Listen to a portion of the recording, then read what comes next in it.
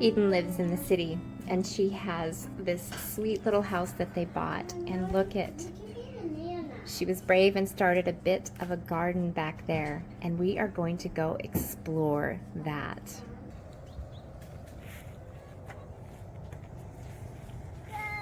So Eden, what was this area? It's the craziest thing. An older woman lived here and she had poor eyesight, but she was still driving.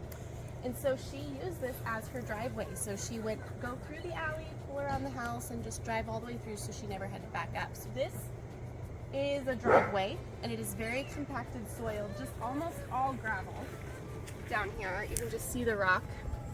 And earlier this spring, we decided we wanted to grow a garden. We just had this little dream. And so we ended up bringing in, we turned the soil and mapped out our beds, turned all this soil, and then I added some compost to each bed because it really is gravel. And I direct seeded everything in here, and really late too. So the zinnias, it actually took 2 times. I think it might have had bad seed or something, but the second time around they all came up. And then I got really lucky, and Paula stopped in and she showed me how to pinch a zinnia. So I learned that I could transplant half of these out, so I did. I took half of what I seeded, put them over here, and we pinched this half of them. And look at this. Look, it worked. Look at how many stems I have on this. From one plant. It's incredible. That's so amazing. Pinching worked. Look at the tall stems. I know, look at this. It's just, who knew? And then these ones we didn't pinch, and they're a little bit later, so I just did exactly what was in the guide. It's amazing. And they're coming on, and they're gonna branch too. So I guess that's why it's coming out. I love it, because when I first saw this garden, it really truly is just a gravel, and everybody always kind of prevents themselves from continuing to garden because they're like, oh, I don't have the right soil. But Eden just dumped some soil on, and then she's just continuing to add. And literally, if you just start working a space, magic happens. This couldn't be less ideal. I know. And it's not perfect either. There's weeds everywhere. But I tell you what, this has brought us so much more joy than I ever thought a tiny little garden would do. I have 6 kids. This is not feeding us. We are not making a ton of money off of this garden. But boy, we are happy. I mean, over here, we put some chickens in. Hey, James, do you let the chickens out? Come on, girls. This is why my garden's not very clean. The girls come out and they eat all of the lettuce. Come on, girls. Come on. I love it. Eden, talk about a little bit of the potential of, look at this garden, you guys. Talk about the potential of how possibly the kids could pick a few bouquets.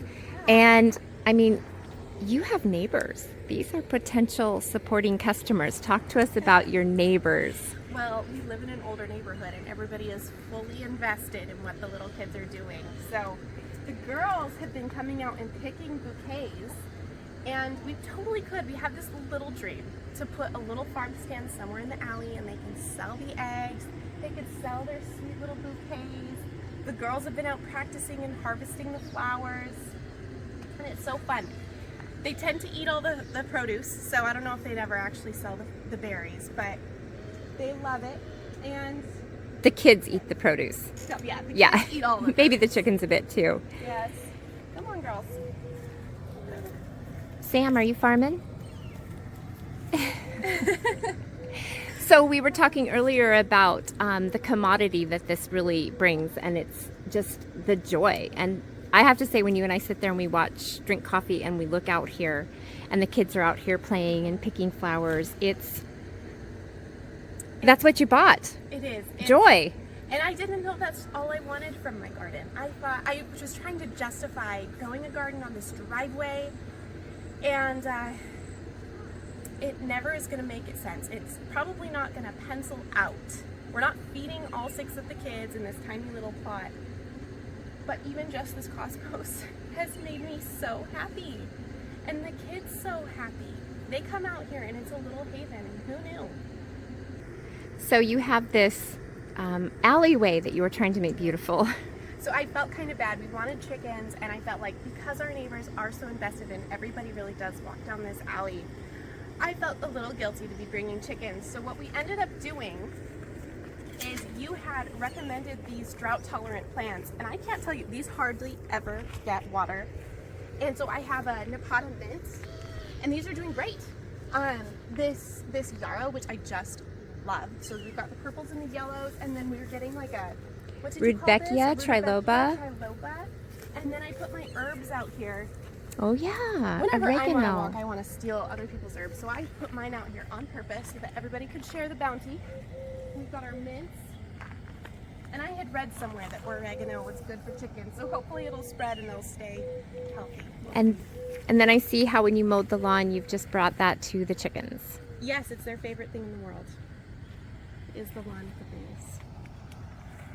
Yeah. And this is all just the first year. Yeah, all of this will grow and mature. So this sign was painted for me on my 9th birthday from my mom's twin sister, Dana. And I love to get rid of things, but my husband saved it for me and hid it. And because I was like, we're never getting chickens. I'm not getting this dream. We're never going to have enough land. That was the issue. It's never going to have enough space. And then this spring, we just decided to dive in and try. And here he got to pull out this sign for my 9th birthday for the little chicken that we built me. So he saved it. He didn't let you get rid of it. I think that's amazing. And finally, Eden, I want to bring attention to your amazing curly willow arbor and little wattle fence that you have. Good morning, Sarge. The neighbor's dog. Yeah, so when you were getting rid of all of that amazing willow from the farm, we came up and we got a bunch, big old truckload, and we're gonna try this wattle fence. And it worked, it's just charming. And so we just have about these 1-inch branches and bent them up, wired them together, added some curly willow, and the wattle fence is my favorite part. We're gonna add to it every year. And it just is organic and natural, and ultimately this garden was almost free. We had the cost of, I did buy some compost and seeds. What I think is interesting about the wattle fence and all of that is it's free. You can do it with almost any sticks in the spring when they're bendable. And I don't think this would be near as cute without it. I know, we contemplated putting in a better fence, and we just keep looking out and thinking, this is so cute. It's just a way to just get started. Do something will happen, and in time it takes shape. And it doesn't matter that this isn't perfectly manicured at all, because really what you've invested in is joy. Joy for you, joy for your family. Yeah. And just having it is everything. And well, look at this. I didn't need a ton of space, and I didn't need a ton of money. It was possible. Yeah. Well, I love it. I love it. I just, this is so amazing. Good job.